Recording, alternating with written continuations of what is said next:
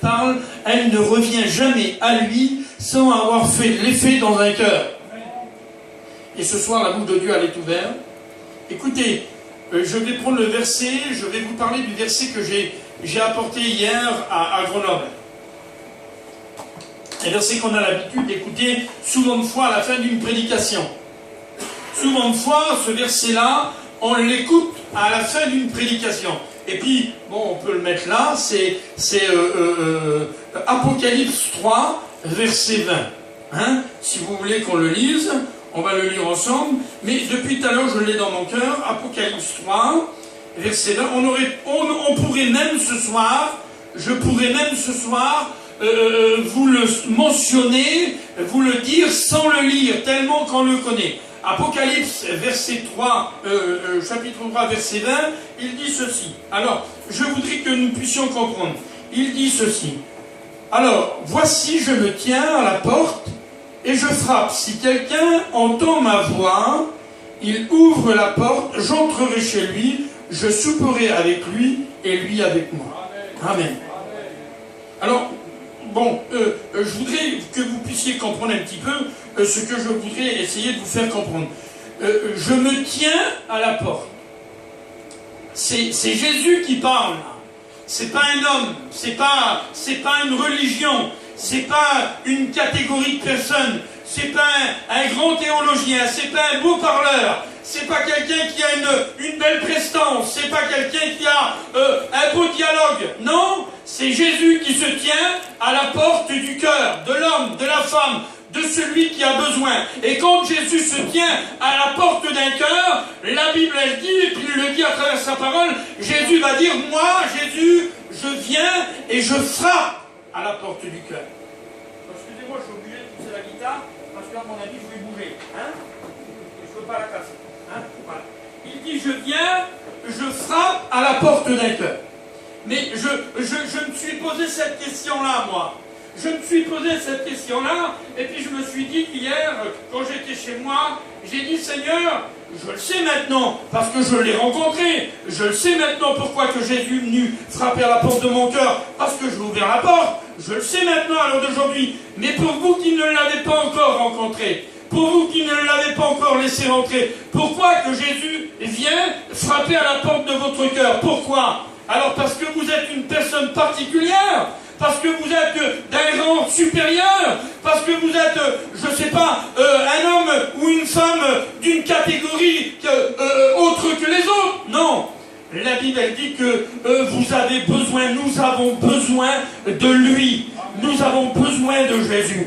Et Jésus, quand il vient et puis qu'il frappe à la porte du cœur de l'homme et de la femme, alors je voudrais ce soir essayer de vous faire comprendre la première des choses que Jésus veut mettre dans un cœur, la première des choses que Jésus veut mettre dans une vie, la première des choses que Jésus veut rentrer avec lui dans le cœur, ce n'est pas la paix, ce n'est pas la joie, ce n'est pas le bonheur, parce qu'il y a des gens qui sont comme cela. Le Tino en a parlé tout à l'heure. Il y a des gens qui n'ont pas de bonheur, il y a des gens qui n'ont pas de joie, il y a des gens qui n'ont pas de paix, et qui se réclament à Dieu, et qui demandent à Dieu qu'ils veulent la paix, qu'ils veulent la joie, qu'ils veulent le bonheur. Mais laissez-moi vous dire ce soir que le Seigneur, avant de vous donner tout ça, il voudrait déjà vous donner le salut, le pardon de votre péché.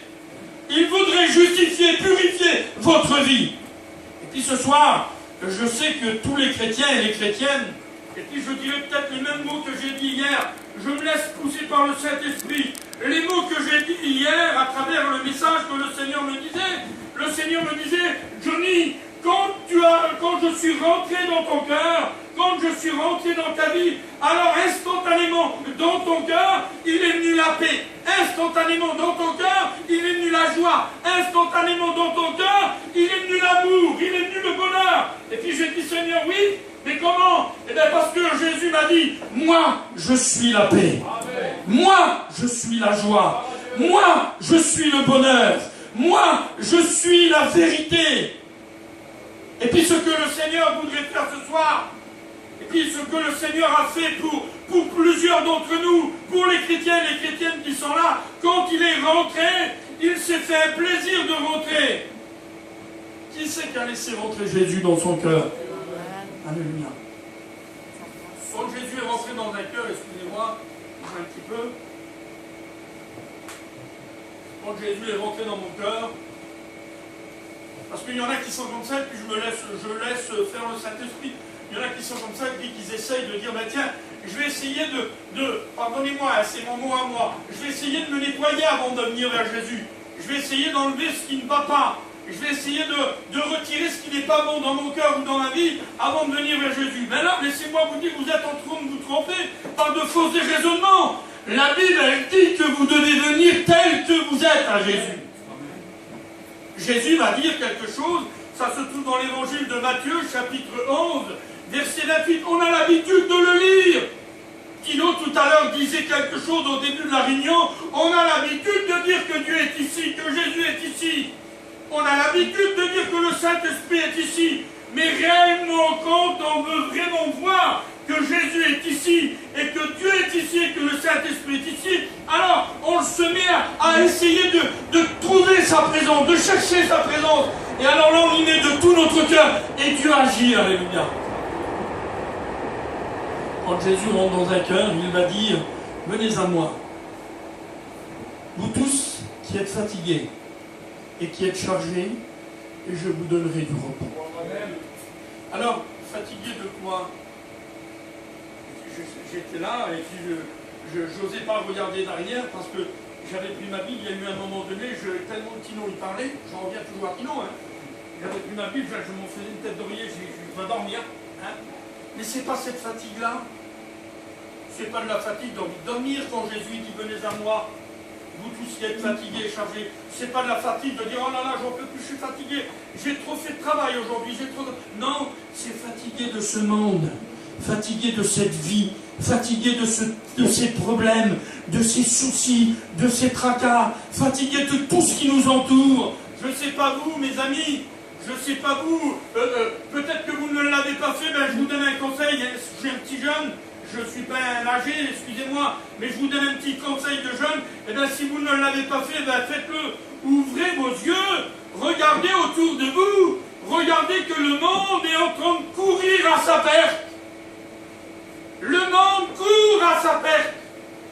Et quand le monde court à sa perte, alors il nous emmène que des soucis, que des tracas, que des difficultés, que des problèmes.